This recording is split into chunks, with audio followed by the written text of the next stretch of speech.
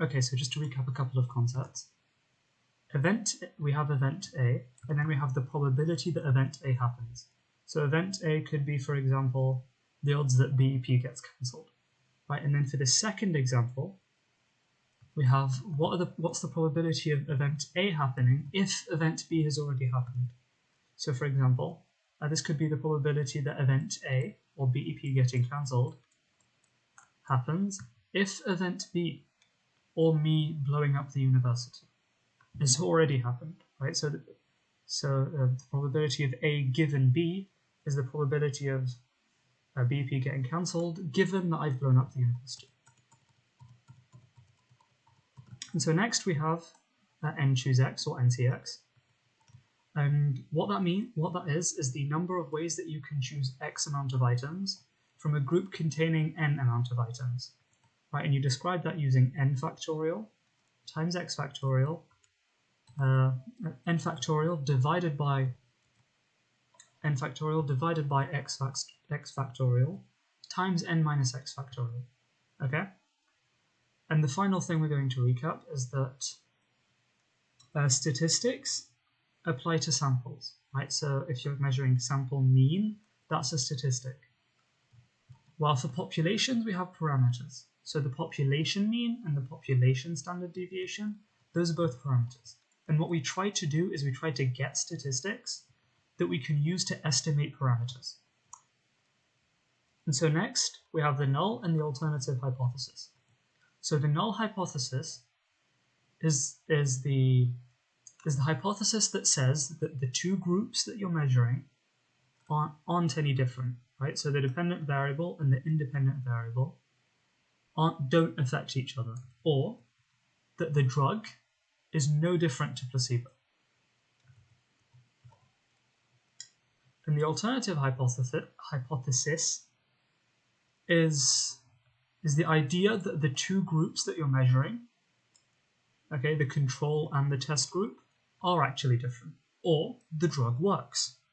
And so when you're measuring your p-value, what you're actually measuring is the probability of getting the difference between the two means if the null hypothesis was still true.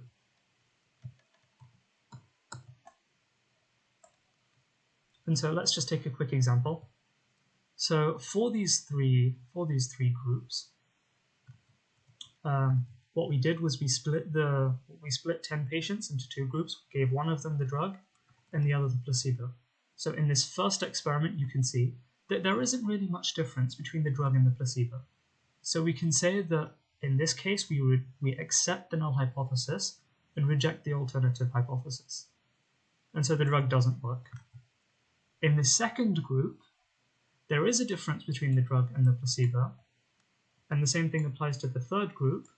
However, we still need to run some statistical tests and find the p-value, okay, just to make sure that there was a low chance that this result would happen if it was the drug that didn't work. Now, why might there be a difference if the drug doesn't work? Well, basically, it's this probability or the p-value is saying that these 5 patients would have gotten better regardless of whether you gave them the drug or not. So these 5 patients could have just had a better immune system. They could have been younger. They could have been healthier, or something like that. And so you're trying to measure the probability that these patients got better, but not because of the drug that you gave them. Right, and so for this example, we're selecting 5 patients that got better out of a group of 10 patients. And so what we basically do is 10C5 for this case. Now you wouldn't do this normally, but this was in the lecture, so I'm going to cover it regardless. And if you put 10 factorial over 5 factorial times 10 minus 5 factorial, you're going to get 252. And then to find the probability, it's 1 over the result of this, which is 252. And so that gives you a probability of 0.004. Now, because on a normal distribution curve, this result is only one of these sides. Okay, so we have to multiply it by 2 to get the probability of having a result that's this far away from the mean.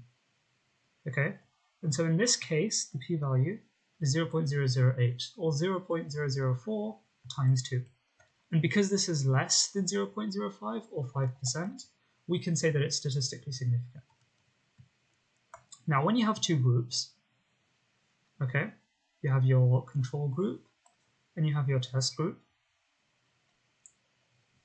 If we assume that the null hypothesis is true, then the difference between these two means is probably going to be close to 0.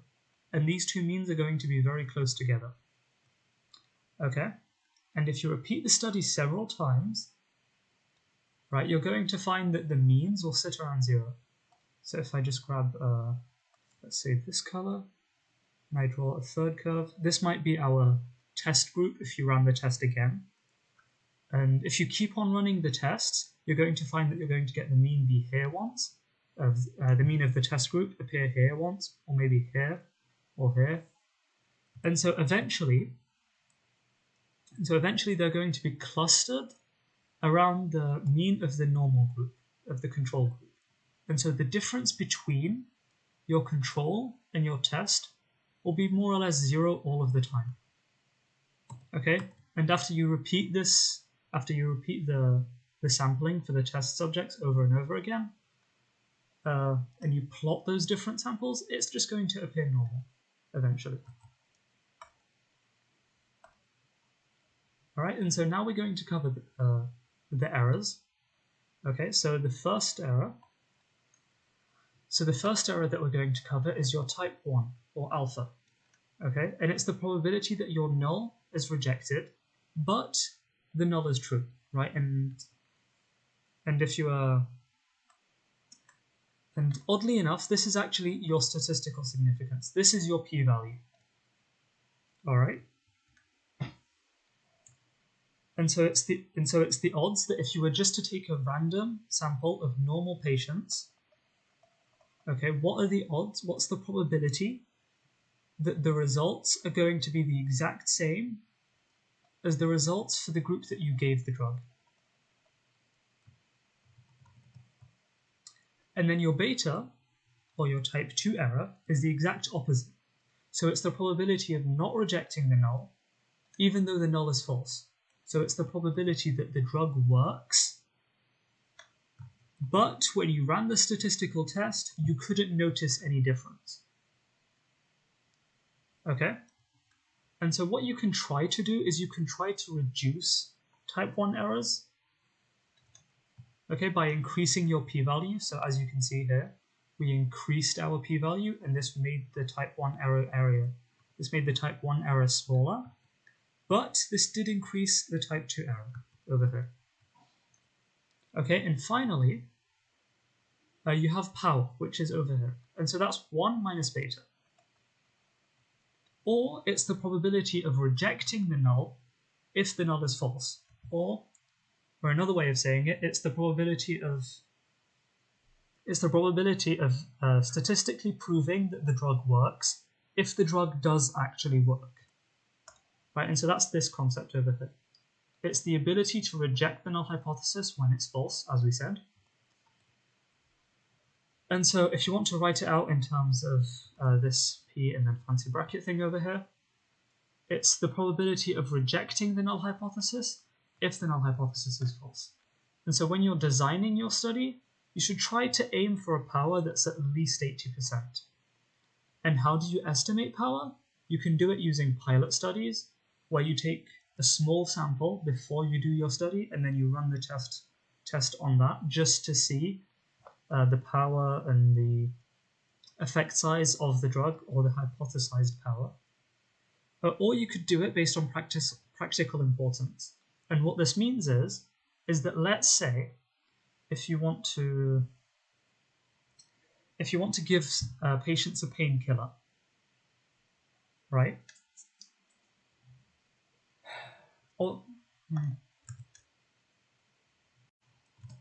The third reason that we're going to be discussing is that small samples are quicker to work with than large samples.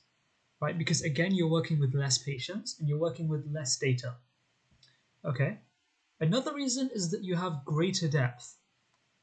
All right. So since you have less patients, you can measure more things about those patients. Right. So if you're only working with 10 patients, okay, and you're giving all of these 10 patients a drug, instead of just measuring their blood pressure, now you can also measure what happens to their weight over time, what happens to their breathing rate, what happens to their heart rate, and so on. And finally, you can have greater accuracy. Okay, since normally when you're performing these experiments, you're going to be using very specialized equipment. Okay, and since you're using these specialized equipment that are very, very accurate, you can't use a massive sample size. All right, so let's take an example of a t-test. Okay, so in this example, we're testing the ability to solve a maths test. Okay, and our sample size here is 16, while our population mean is 5. Right, and this population mean isn't actually from our sample over here. It's given. Okay. And so first of all, we have to calculate the sample mean. So here's our results, 5, 6, 3. And so our first step is going to be calculating the sample mean, right? And so the way you're going to do that is you're going to go, basically you're going to go 5 plus 6 plus 3 plus 6 plus 8 plus 7 plus 9 plus 10, so on, all the way until the end. All the way until this value over here, so plus 7. And then you're going to divide it by the number of participants, so that's 16. And so the sample mean here is 6.5. Okay, and then the next step is going to be to calculate the standard deviation. Right? And so the standard deviation is calculated by taking the mean, okay, and then taking each result and doing the result minus the mean, and then squaring the answer to that. So what does that mean? Oh boy, I'm doing the thing where I accidentally make puns. Okay, so let's take the first result, which is 5. So it's going to be 5, which is our result, minus the mean,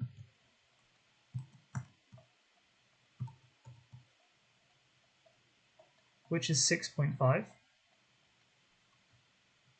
And then we're going to square this.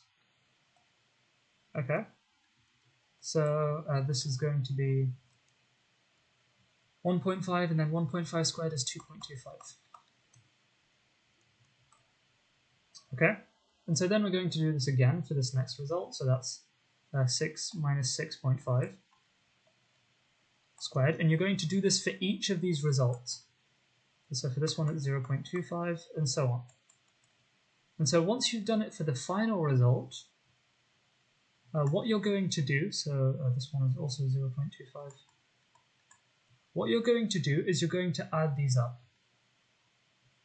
Okay? And then you're going to divide it by your sample size minus 1.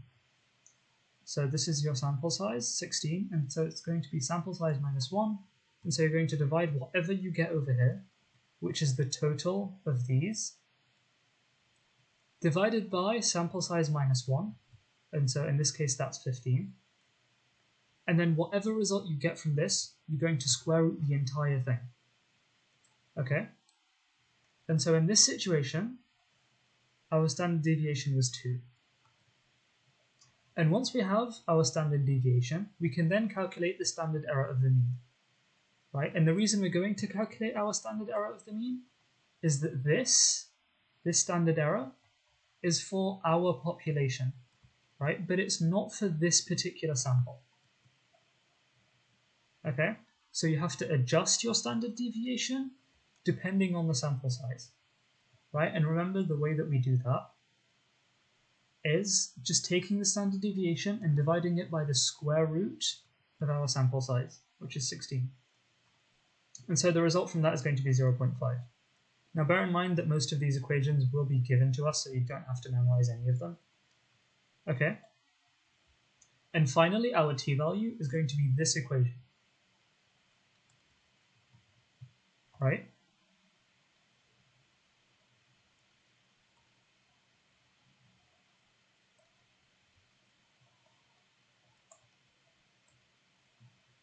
Okay, so it's going to be this equation. Now, which is our sample mean? So that's 6.5 minus the control mean, which is 5. So that's 6.5 minus 5. And then we're going to divide that by the standard error of the mean, which is 0.5. And so that gives us 3. Okay, and then we check the t-table, right, using a t-value of 3, which gives us a p-value of 0.009. Okay. Now I'm going to cover how to use both a t and a z table in a later video, so you don't have to worry about that. Or maybe it's an earlier video. I haven't actually ordered these yet. And so there are 2 types of t-tests, which is very important. The first type is a related sample t-test, and the second type is an independent sample t-test. Okay, so in a related sample t-test, our 2 samples are paired. Okay, and so what this means is that for every patient in our control, there is a patient in our test group that's the exact same or is very similar, right? And so the way we could do this is either by doing a before and after, right? So before the drug and then after the drug, or we could do it as pre-test, post-test, which is basically the same thing. Now, another way we can do it is repeated measures, which is where we constantly take measures from a patient over a period of time. And this allows us to measure the overall effect as time goes on. So let's say you gave them the drug at this point, we can measure their blood pressure at this point, in this area over here, and then their blood pressure in this area over here. And the final related sample t-test. And the final related sample t-test is matched pairs, right? Which is where there's different individuals, but they're matched together, okay? So this could be identical twins, or it could be 2 individuals that are just very similar. Okay, so if we have a 33-year-old male over here, we want a 33-year-old male over here to make sure we can match the 2 pairs. Okay, and so again, a t-value is just like a z-value, but instead of being the difference between our sample mean and the population mean, it's between 2 different means, which would be the control and the test. Because again, you don't know the population standard deviation, so you're going to take a sample from the population and then use that to estimate standard deviation. Okay? So we're going to be taking another example, right? Where we have 2 different drugs. Okay? Drug A and drug B. And we're going to try to compare these 2 drugs to see if there's a significant difference between them. And so the first thing we need to do is we need to find the mean difference, okay, between the results from drug A and drug B. Okay? So that here would be drug B minus A, which would give us the difference. Right, so for this one it was 1.2, that's 1.9 minus 0.7. And then 0.8 minus 1.6, that would give us 2.4. 0.8 minus negative 1.6, that gives us 2.4. And then 1.1 minus negative 0.2 gives us 1.3, and so on until the end. Okay, and so you're going to take the differences and you're going to find their mean, right? And you can actually see that here. So 1.2 plus 2.4 plus 1.3 plus 1.3, all the way until the end, and then we're going to divide it by 10 because we have 10 participants. And so our mean difference, which is the mean of the difference between drug A and B, was 1.5. Okay? And then we need to find the standard deviation for this. Right, and the way we calculate it is first we take each value, and then we go for each of these differences, we go that difference minus this mean difference. Okay? And so that would be 1.2. All right, so our mean was, our mean was 1.58. So this would be 1.2 minus 1.58, which here is negative 0.38. And so we square this result to make them all positive. All right, and we do this for each one of the values. So 2.4 minus 1.5 and so on, all the way until the end. Okay, and we square each of those values. And then once we have the square of the difference between this difference and the mean difference, which was 1.58, okay, once we have these values over here, we total them, we add them all up to get 13.61. Okay, and so then we take 13.61 and we divide it by our sample size minus 1, which is the degrees of freedom. And so what the degrees of freedom is that it's the number of values that you're free to change while keeping the mean the same. Okay, so let's say we have five pieces of data. 1, 2, 3, 4, 5. Right, now the mean between these is 3. Okay? And so let's say you wanted to change one, and you're going to make it into 6. And let's say you're going to change 2, and you're going to make it into 1. And let's say you'll change 3 and 4. Okay, let's say you're going to change 3 and 4 and make them, for example, 2 and 2. Okay, now can you change 5 and keep the same mean? The answer to that is no. Right? Because 5 has to change on its own. 5 will just have to change on its own so that the mean can stay the same. Right? And so that's the degrees of freedom over here. Okay, so it's just going to change on its own regardless.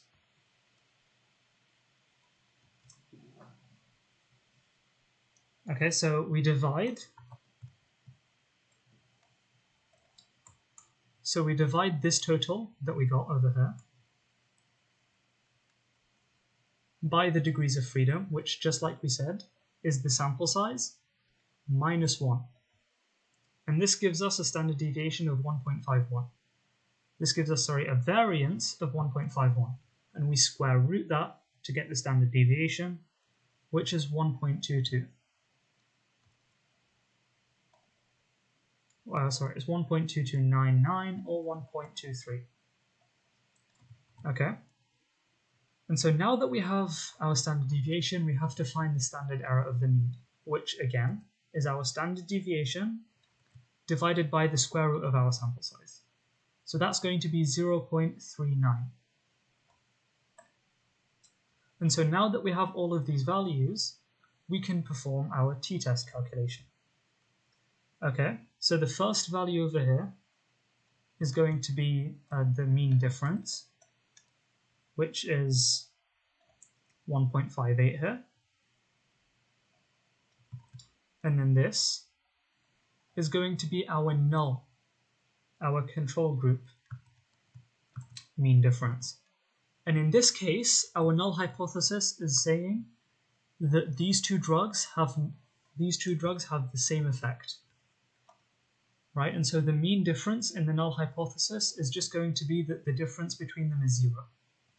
So, just like we said over here, and so that's written over here, the mean difference for the null hypothesis is 0. And so we can just cancel that out. And then we divide that by the standard error of the mean. which is 0.389. And so that gives us a t-value of 4.06, and we can take that to a t-table to find its to find out if it's statistically significant and what p-value it has. Now on the flip side, we can find the control intervals. Okay, and so what we'll do is we'll go to a t-table. Okay, and again, because of the fact that for a p-value of 5%, okay, if the p-value has 5%, that means both of these areas together are 5%. And so we only want this area. And so that's going to be 0.025%. Sorry, that's going to be 2.5%. Actually, let me correct that now. So that's going to be 2.5% or 0.025 at 9 degrees of freedom, because again, our sample size was 10. And so that's going to give us a t-value. So that's going to give us a t-value of 2.26. Okay? And if you take 2.26 and you multiply it by our standard error of the mean, which is 0.389, that's going to give you 0.880, which 0.880 is the distance from the mean if the null hypothesis is true. So it's the distance. So in this case, the mean for the mean difference for the null hypothesis is 0. So this is just 0. Right, it's the distance between this and the gap necessary for statistical significance. Or, if you want to reverse it, let me just move this over here. On the flip side, if this was your mean, which is our sample mean, is this distance between the null hypothesis, okay, and the area necessary for us to reject the null hypothesis, or alternatively, it's the distance between our sample mean and the area where 95% of our sample is. Okay, okay, so 1.58 plus or minus 0.88, it's going to be, and so that's going to give us an area of 2.46, which is our upper bound, to 0.7. Okay, and since there's no overlap between our confidence interval for our sample and the mean for the null hypothesis, okay, then we can also say that it's statistically significant, right?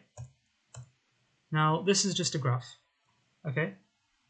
So, the other type of t-test that we can do is independent sample t-test, okay? And so in this scenario, our two samples aren't paired up.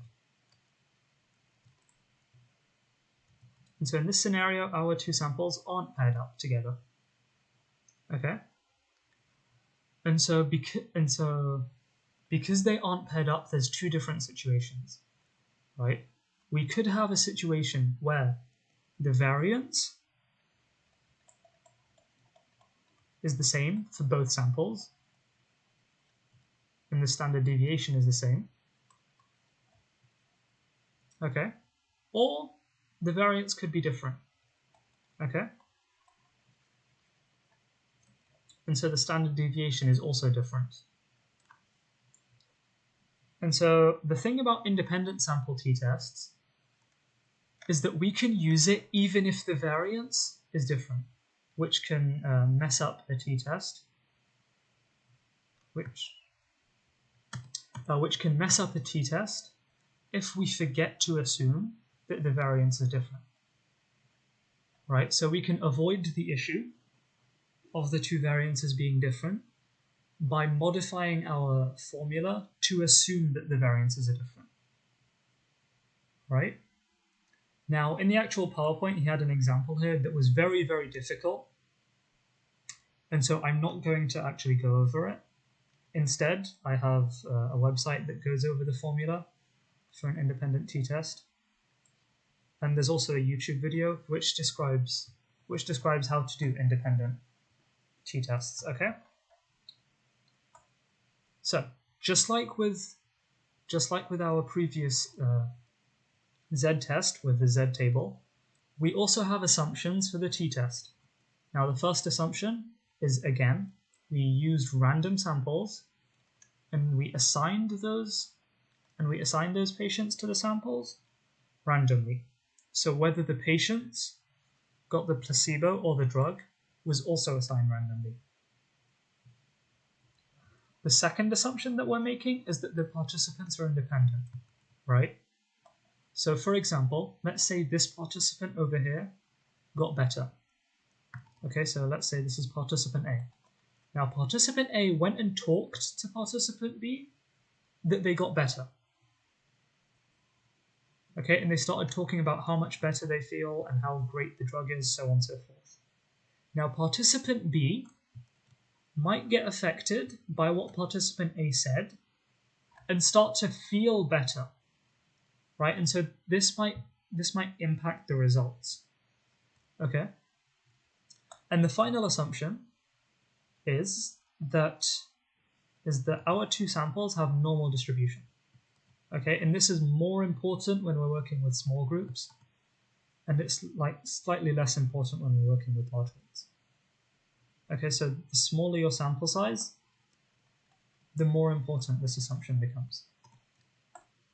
And so there are some advantages to using related samples, right? So the first one is that there's less variability between the groups, okay? Especially with, for example, a before and after test or a repeated measures test. You're using the same patient for both the control and the test.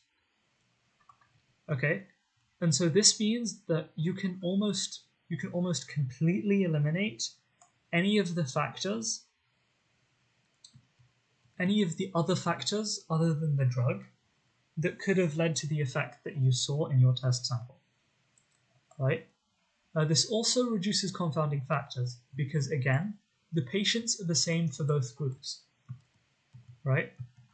And so what a confounding factor is it's anything other than the drug that could have led to the result that you saw in your test group, right? So in the case of a drug, it could be that your test group got better by themselves, or it could be that, the placebo effect, and so on and so forth. The final advantage to using related samples is that you need fewer participants, right? Because the sample is less variable, okay, your distribution is going to be narrower, and so you can reach that p-value with less of a gap, okay? So like you can reach that p-value more easily, right? So let's compare to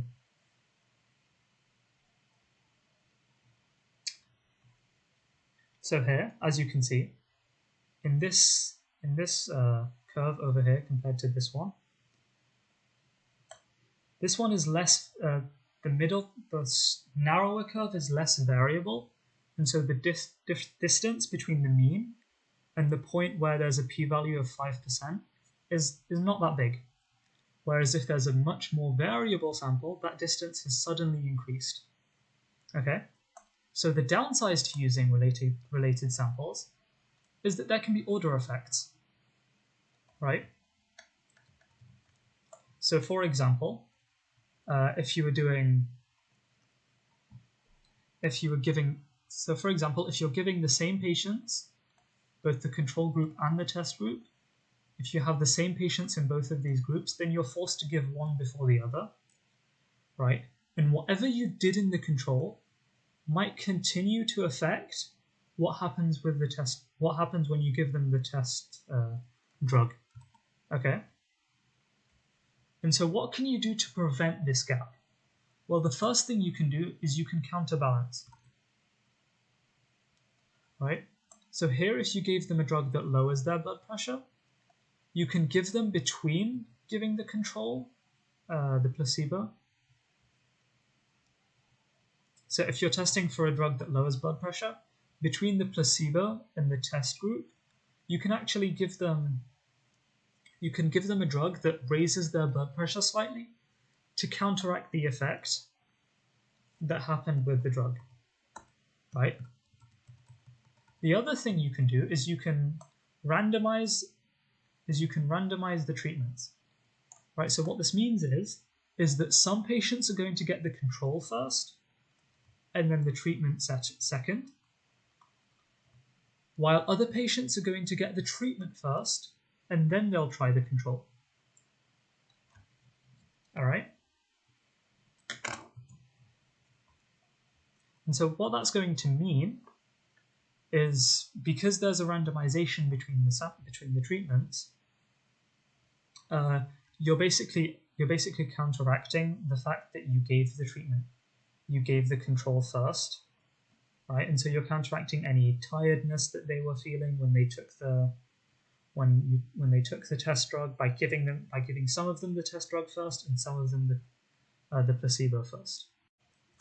So the next thing you can do is you can put a delay between the two treatments, right? So you gave them the placebo, and then you'll wait. Maybe you'll wait for a couple of hours, maybe until the next day, right? But however long you wait, you have to wait for long enough for whatever you gave them in the control, or whatever you gave them in the first treatment, that has to wear off before you give them the second treatment, right?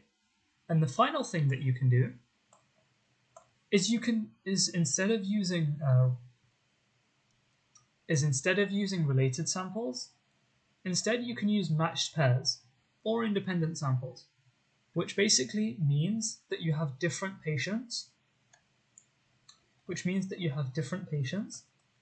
In your control and test groups, okay? Which means that they aren't going to get tired, and they also aren't going to be able to guess the purpose of the study. Now, the issue, if the patients guess the purpose of the study, right, is they might start to try and play around with the data. Okay, so if they guess the purpose of what you're trying to look for, they might start to intentionally over-exaggerate symptoms, or they might try to hide certain symptoms, right? And this could be to either make the investigator happier, or it could be to annoy the investigator. And the final issue with related samples is that if one of the patients decides to leave after getting their first treatment, then you have to remove several different data sets. Okay, so you have to remove all of the data sets for that patient, because if you don't remove them, then you would have a data set that doesn't have an equivalent on the other side. Okay? And yeah, that's about it.